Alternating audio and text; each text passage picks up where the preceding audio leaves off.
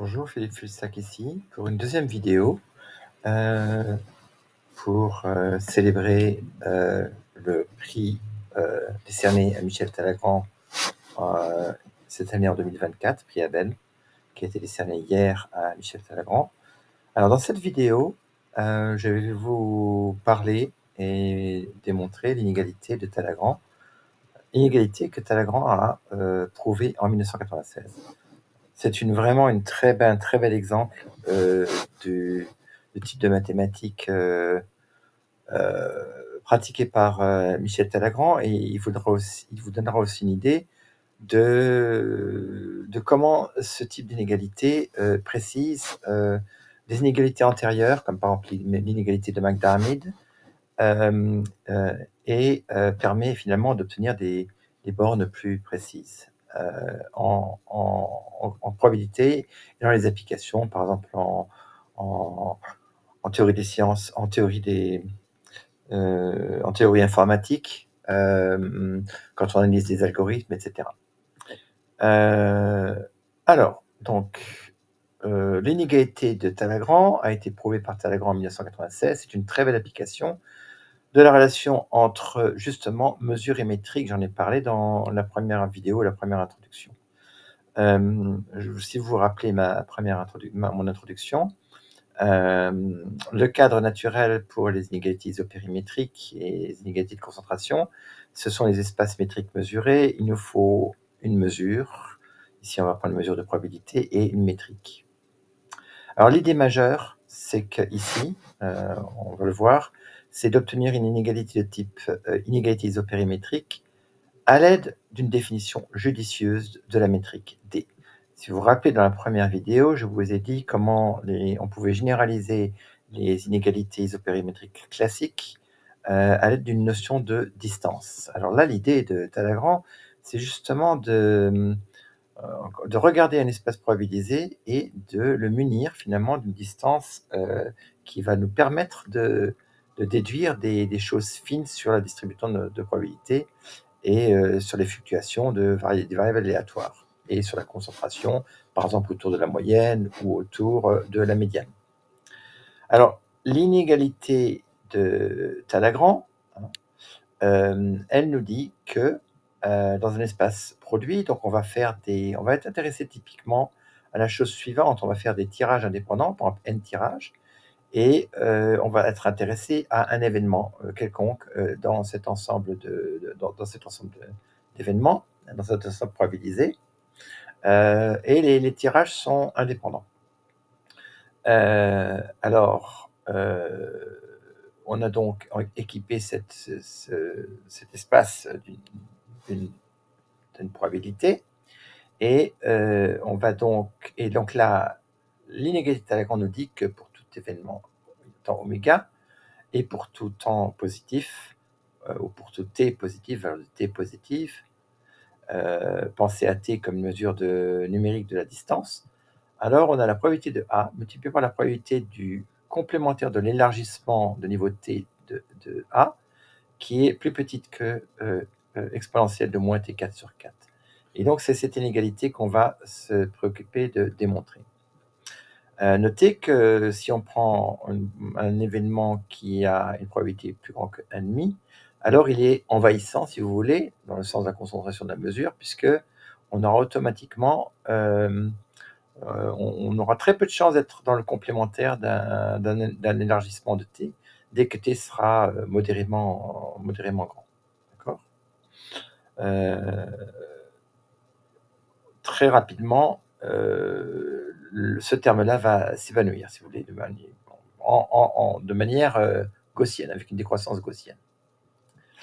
Alors, le but de la lecture, c'est donc de démontrer cela. Évidemment, la démonstration, ce n'est pas moi le cadre de la démonstration, je l'ai trouvé en regardant d'autres vidéos. Et notamment, je me suis inspiré d'une vidéo sur YouTube de Luke Postel, et essentiellement, c'est d'après sa version de sa présentation que j'ai adapté ici pour cette vidéo. Donc le but de cette lecture, c'est d'abord de définir la distance de Talagrand, puisqu'il va nous falloir une distance spéciale. Ensuite, de parler de l'inégalité de Talagrand réelle. Enfin, en troisièmement, de prouver cette inégalité, l'inégalité, pardon, de celle-là, l'inégalité de Talagrand. Et enfin, de présenter une application. Alors, la distance de Talagrand, de quoi s'agit-il? Alors, la distance de Hamming, entre si on fait deux séries de tirages, hein, ou si on prend deux vecteurs, on peut penser à des tirages de Bernoulli, par exemple. Donc, chaque oméga i serait 0 ou 1, finalement, dans ce produit. Hein. Imaginons que les oméga i soient tous égaux à 0 ou 1.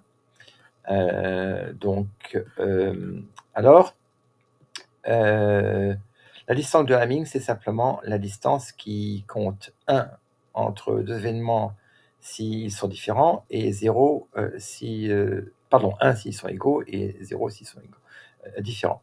Donc, c'est une sorte de différence de Dirac. Voilà. Donc la distance est là, d'accord? Donc c'est le nombre finalement de points différents, de tirages différents, dans X et dans Y. Alors on peut pondérer, on peut créer une version pondérée de cette distance de Hamming en prenant un vecteur A, hein, et simplement en regardant les composantes de A et en pondérant ça par les AI. D'accord? Alors, la distance de Talagrand, ça va être tout simplement le suprémum on va la définir entre un événement A et un point X, d'accord?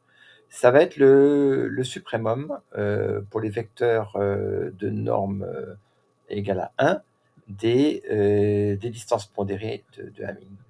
Voilà. Alors là, peut-être qu'il faut que je mette une valeur absolue ici. C'est pas parce qu'on veut que la distance soit positive. On a une propriété intéressante de la distance D, la distance de Talagrand, qui est la suivante, c'est qu'elle peut s'exprimer sous une forme sup-inf de projection.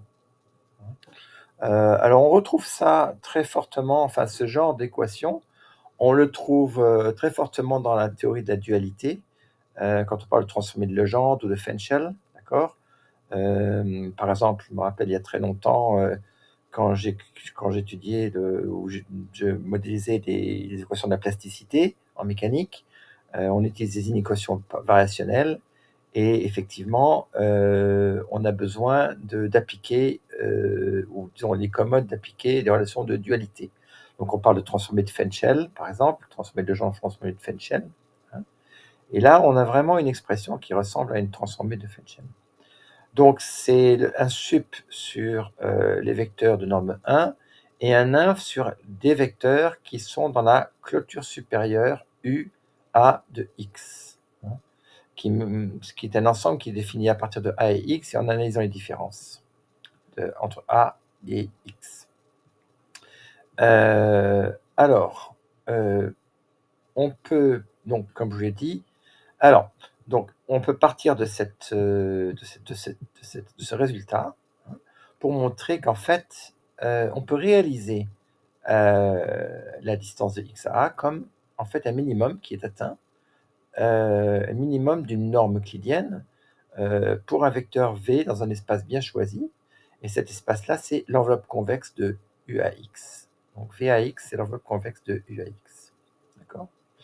Et VAX, UAX, c'est la clôture supérieure des accords. Alors, bon, je sais que je ne vous décris pas ça de manière très détaillée, parce que je veux aller vite et je veux juste vous donner une idée de la preuve. Alors maintenant, passons à l'inégalité réelle de Talagrand. Hein. Donc ce qu'on appelle l'inégalité réelle de Talagrand, prouvée en 1996 par Talagrand, c'est ça. C'est l'intégrale de l'exponentielle de cette distance qu'on vient de définir, e dx a carré sur 4 dx, pour tout a, et donc on intègre sur x, pour x appartenant à l'espace probabilisé, d'accord? Et a est simplement un événement dans oméga, et donc on a que cette intégrale est inférieure à 1 sur probabilité de a. Incroyable, vraiment une relation absolument phénoménale. Hein. et vous voyez, c'est de la beauté de cette relation, hein, qui vous montre tout le caractère géométrique des espaces, probabilisés, maîtrisés. Puisque là, vous avez à droite, effectivement, vous avez, la probabilité, hein, P de A, la probabilité inverse de l'événement. Et là, vous avez effectivement la métrique, hein, une fonction de la métrique. Voilà. Donc, comment est-ce qu'on fait pour démontrer cette relation? On procède par récurrence. D'abord, on va montrer la relation pour n égale 1. Donc, quand il y a un tirage, n c'est la dimension de x, de l'espace des configurations. Et donc, si on a un tirage indépendant, bon, la distance de Lagrange, c'est simplement 1, elle vaut entre a et x, ça vaut 1 si x appartient à a et 0 sinon. Et dans ce cas, évidemment, on peut très facilement intégrer ça, hein, puisqu'il suffit de découper oméga en a et son complémentaire, et donc vous obtenez ça. D'accord. Après, vous pouvez utiliser cette relation-là qui est très facile à démontrer, hein, pour simplifier, pour avoir une bande plus simple. Et vous voyez que u plus 1 moins u, e puissance 1 quart, c'est plus petit que 1 sur u. Bon, au lieu de traîner tout ça, on va prendre 1 sur u et on obtiendra ça. D'accord? Donc, c'est très facile à démontrer, cette relation est très facile à démontrer en dimension 1. En dimension supérieure à 2, donc il va falloir essayer de se ramener à une dimension inférieure. Alors c'est ça l'idée. On va partir de A, évidemment, d'accord. Puis l'idée principale, ça va être de projeter A sur B dans les premières n-1 dimensions. Pour faire fonctionner l'hypothèse de récurrence, évidemment, puisque B, la projection de B, évidemment, va être une dimension de moins, puisqu'on projette en dimension n-1. D'accord. Donc on diminue ainsi, on utilise la projection pour diminuer la dimension. Mais vous allez voir que le raisonnement pour faire fonctionner la récurrence demande quand même un peu de travail. Donc on ne va pas pouvoir utiliser la récurrence tout de suite, il va falloir d'abord bien décomposer les choses. Alors, évidemment, on va supposer, par hypothèse de récurrence, que l'inégalité est réelle. Cette inégalité-là est vraie en dimension, toute dimension inférieure à n-1. Donc oméga, finalement, peut être vu comme, c'est le produit de oméga i, on va le décomposer en oméga prime, donc les n-1 première dimension, et la dernière dimension, oméga n. Alors après, pour chaque w qui appartient au dernier morceau, oméga n, on peut définir a indice w comme l'ensemble des x appartenant au oméga prime, tel que xw appartient à a, puisque a est vraiment défini dans tout l'espace oméga. Donc finalement, AW, c'est finalement, si vous voulez, la trace d'oméga prime de A pour W fixé dans oméga n. C'est l'ensemble des points atteignables dans A et joints à W. Alors B, c'est simplement l'ensemble, c'est la trace de A dans oméga prime, c'est-à-dire qu'il faut trouver au moins un W appartenant à oméga n tel que XW appartient à A. Alors on doit manipuler les distances et les probabilités de A, de B et de AW. Évidemment, B et AW sont en dimension inférieure pour tous les W appartenant à oméga n. Et on veut d'abord, comme on veut intégrer la distance au carré de A à x, avec x en dimension n, ce qu'on va faire, c'est qu'on va décomposer x en dimension n-1 plus une dimension, donc en x et w. Voilà.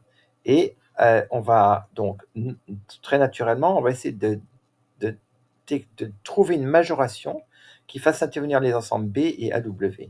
Et donc voici le lemme principal. Le lemme principal, c'est que on peut trouver une majoration qui est valide d'ailleurs pour n'importe quel lambda entre 0 et 1. Donc c'est en fait une famille à un paramètre de majoration. On a D, la distance au carré de A et XW, donc c'est la distance de Talagrand. C'est 1 moins lambda au carré plus lambda fois la distance de Talagrand, donc entre AW et X, plus 1 moins lambda, la distance de Talagrand entre B et X. Rappelons que AW et B sont tous les deux des sous-ensembles de oméga prime. Mais par contre que W est un vecteur de oméga n. D'accord ? Donc là, finalement, on se ramène avec cette inégalité, on se ramène dans oméga prime. D'accord? C'est donc la clé, donc la décomposition clé qui fait fonctionner toute l'inégalité. Alors, on va utiliser notre compréhension de la distance de Talagrand, en particulier le fait qu'on peut réaliser D à partir de V et U. Vous vous rappelez du paragraphe précédent, hein? Donc, on a défini la distance de Talagrand. On a dit que la distance de Talagrand était un subinf, hein, avec sub sur A, inf sur S appartenant à U, et qu'en fait, on peut réaliser la distance de Talagrand exactement comme une des normes euclidiennes de V si V appartient à sur les V appartenant à l'enveloppe convexe de U. D'accord? Donc, c'est ça qu'on va utiliser. Et alors, d'abord, ce qu'on va faire, c'est qu'on va regarder toutes les manières finalement, d'aller entre X et A, hein, et on n'a que U de A XW, donc ça c'est joint en dimension n, hein, comprend, et alors là, ça on est en dimension n-1, U de Bx, 1, union, et ici, U de AWX, 0 AW. Finalement, on essaye de raccrocher U en dimension n à U en dimension n-1 et deux compléments ici, en fait, deux coordonnées complémentaires, 1 et 0. D'accord? Alors effectivement, cela est vrai, et l'avantage c'est que maintenant on utilise B et on utilise AW comme on voulait, et donc on trouve qu'il existe S et 1 appartenant à l'enveloppe convexe V de A XW, et T0 appartenant à l'enveloppe convexe A, pareil, même ensemble, d'accord? Mais là, S est dans l'ensemble convexe VBX, et T est dans l'ensemble convexe VAWX, d'accord? Et on sait que V de AXW est convexe. Par conséquent, si deux points appartiennent à cet ensemble convexe, tous les points le long d'un segment appartiennent à cet ensemble convexe. Donc c'est ça qu'on écrit, hein. On sait maintenant que tous ces points-là appartenaient, le chemin qui va de ce point-là à ce point-là est encore dans VAWX, d'accord? Et en utilisant la convexité de la norme et le théorème de Pythagore, on trouve que la distance au carré de A et XW est plus petite que 1 moins lambda carré plus le carré de 1 moins lambda S plus lambda T. D'accord? Là, on utilise simplement le théorème de Pythagore ici. Et donc, on trouve cette inégalité avec S égale à distance de Bx, et norme de S égale distance de Bx, et norme de T égale distance de AK. Vous voyez ici, on utilise vraiment la réalisation, hein, des distances par cette équation ici. Je la remontre. Ici, d'accord? On peut réaliser les distances de Talagrand dans V. D'accord? Donc c'est tout ce qu'on a fait ici, essentiellement. On a utilisé la convexité de V en dimension n, d'accord? Et on a réalisé les extrémités finalement dans B et dans AW. D'accord? Donc c'est vraiment un très beau lemme, hein, qui nous montre finement comment on peut travailler sur les décompositions.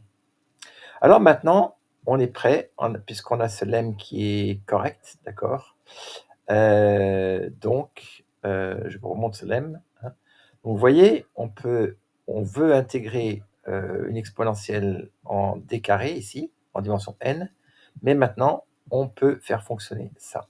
Alors, pour utiliser cette équation-là, ce qu'on va faire, c'est qu'on va d'abord intégrer en w, donc, en x. Donc, on va garder w fixé, hein, W est fixé et on applique le lemme qu'on vient de démontrer à cette intégrale.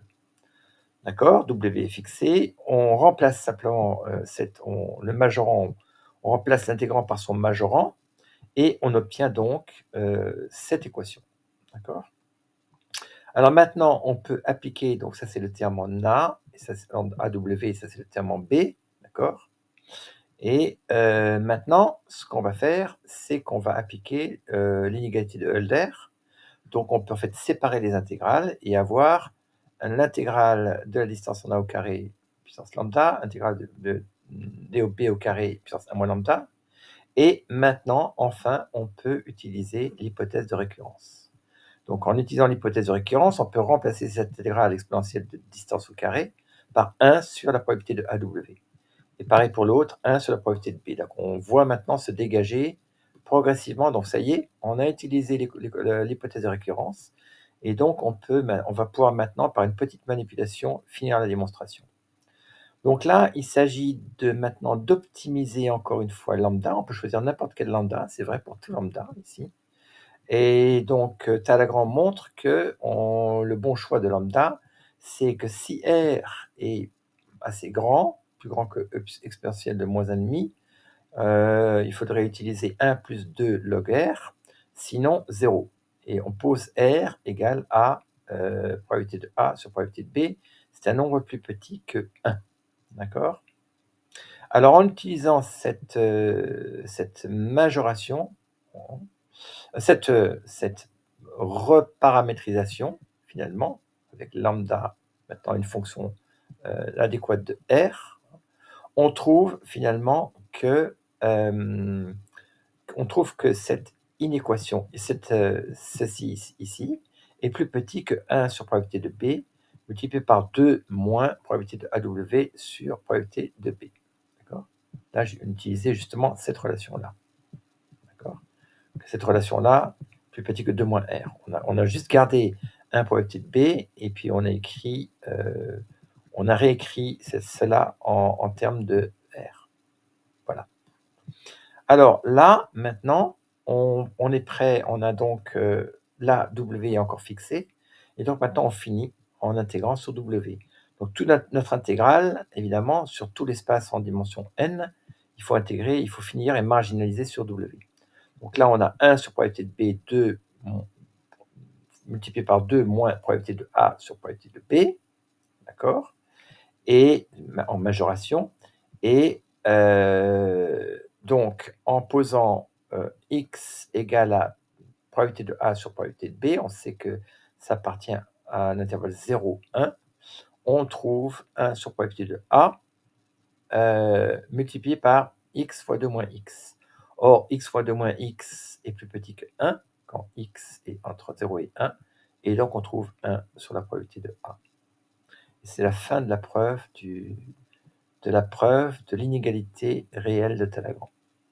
Alors la conséquence, c'est la troisième partie, la conséquence de cette inégalité de Talagrand, c'est la suivante. Alors, si on considère donc la variable aléatoire d de ax en x, on peut exprimer la probabilité du complémentaire de l'élargissement de l'élargissement t de a comme la probabilité que x soit plus grand que t. Alors ici, on ne change rien en prenant les exponentielles. C'est aussi la probabilité que e puissance x carré sur 4 est plus grand que e puissance t carré sur 4. Et là, on utilise Markov, l'inégalité de Markov, pour majorer ceci par l'espérance de ex carré sur 4 multiplié par la valeur, ici cette valeur, la valeur avec un e puissance la valeur avec un inverse, la valeur inverse. Donc exponentielle moins t carré sur 4. D'accord? Ça, c'est très évidemment, l'inégalité de Markov est très facile à démontrer, et donc on voit très bien pourquoi on a ça. Et maintenant, la beauté, c'est qu'on peut appliquer, évidemment, l'inégalité réelle de Talagrand à ce morceau. Et donc, on remplace simplement ce morceau qui est l'intégrale voulue, puisqu'on a bien choisi, x = d à x à carré, donc cette intégrale-là est exactement l'intégrale réelle de Talagrand, hein, et donc on obtient 1 sur probabilité de a, e moins sa puissance moins t carré sur 4. Et donc, la probabilité de a multipliée par la probabilité du complément de l'élargissement t de a est plus petite que exponentielle de moins t carré sur 4. Voilà. Fantastique, fin de la preuve de l'inégalité de Talagrand 1996. Alors dans les applications, alors mentionnons ceci. Alors une application, ça serait par exemple l'inégalité combinatoire de Talagrand. Alors juste pour vous rappeler comment les choses fonctionnent et comment on peut appliquer ce genre d'inégalité, considérons la loi faible des grands nombres. Alors si vous avez par exemple n tirages, par exemple 10 000 tirages, quelle est la chance que vous ayez 5 000 tirages? Alors, l'inégalité faible des grands nombres, hein, vous dit que la probabilité, si vous fixez epsilon, hein, d'accord, euh, vous pourrez être entre n sur 2 moins epsilon n et n sur 2 plus epsilon n. Donc n sur 2, ça serait évidemment si vous avez autant de chances d'avoir pile que de face, d'accord? Ça, c'est la valeur la plus probable. Et ça vous dit comment vous déviez de cette valeur la plus probable, donc de l'espérance, hein, de votre nombre de succès. Sur n tirages, évidemment, la moyenne du nombre de succès, ça sera n sur 2. Mais le problème avec cette loi faible des grands nombres, c'est que ces bornes-là, epsilon n, elles tendent vers l'infini, hein. Donc quand vous augmentez n, la largeur de l'intervalle aussi, par rapport à n sur 2, hein, si vous regardez juste n sur 2 comme un point fixé, et ben, l'intervalle devient infiniment large. Alors la question c'est, est-ce qu'on peut éviter justement d'utiliser n? Est-ce qu'on peut faire mieux? Peut-être qu'on peut utiliser une borne qui utilise l'exponentielle de l'espérance de la moyenne de x lui-même, d'accord? Et en particulier, ce qui serait intéressant, c'est si vous avez une fonction x qui reste petite, dont l'espérance reste petite quand le nombre d'essais tend vers l'infini, alors on voudrait plutôt utiliser ça dans la largeur de cet intervalle, hein, des déviations par rapport à la moyenne. On préférait avoir l'espérance de x plutôt que n. Alors, justement, pour vous montrer les problèmes rencontrés avec ce type de borne, on peut aussi parler de l'inégalité de McDiarmid, qui a été démontrée en 1989. Alors, elle dit que la probabilité que la déviation entre la variable aléatoire et son espérance soit plus grande que k, elle est bornée par 2 exponentielle de moins lambda carré sur 2 c carré n, d'accord? Qu'est-ce que c'est que x ici? C'est une fonction lipschitzienne ça veut dire une fonction, on va dire, à variation bornée, hein, de n variables, de n tirages indépendants, on va dire, ok, ou de n variables. Alors, là, vous essayez de borner donc la déviation entre la valeur de x et son espérance, d'accord? Lambda, c'est la déviation que vous vous imposez, et là, vous espérez que vous ne déviez pas trop, si vous donnez lambda, d'accord, vous ne déviez pas trop de l'espérance. Effectivement, c'est ça que nous dit McDiarmid, mais alors c'est la constante de Lipschitz. Alors qu'est-ce que c'est la constante de Lipschitz? Ça veut dire que si vous changez xi, la valeur de x ne change pas de plus de c.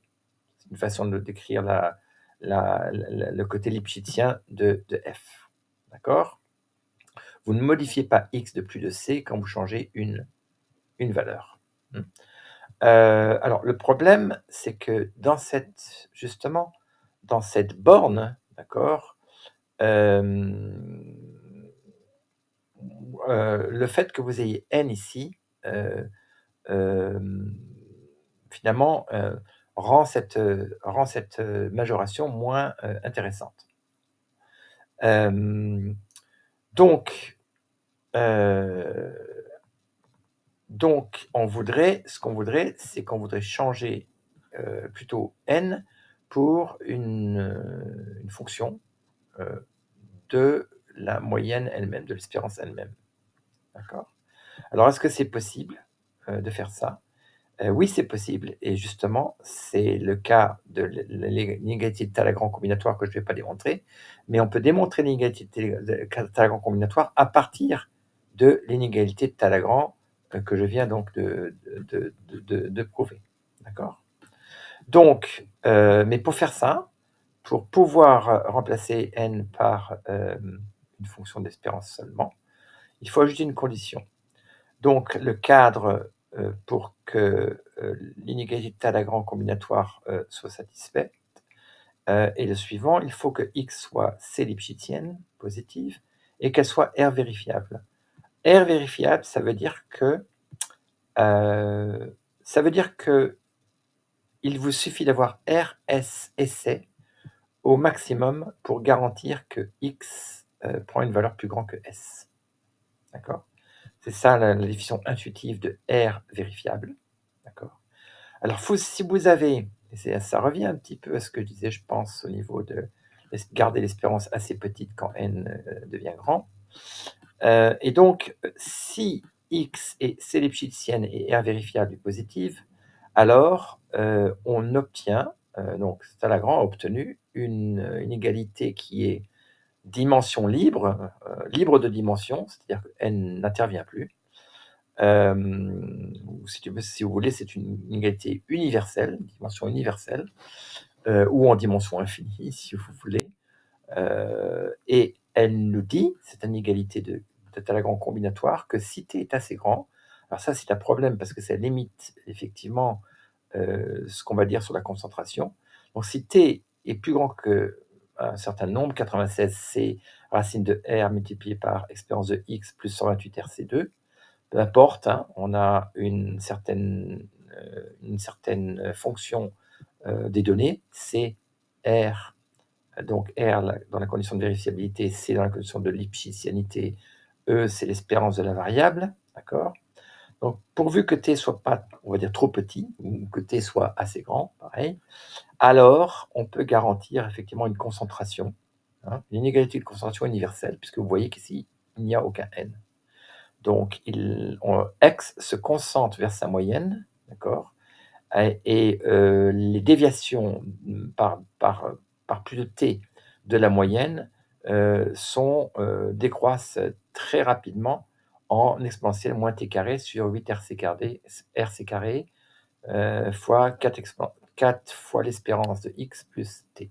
Voilà. Donc, c'est la fin de cette deuxième vidéo. J'espère que cette deuxième vidéo vous donnera une idée plus précise de ce qu'a fait Michel Talagrand.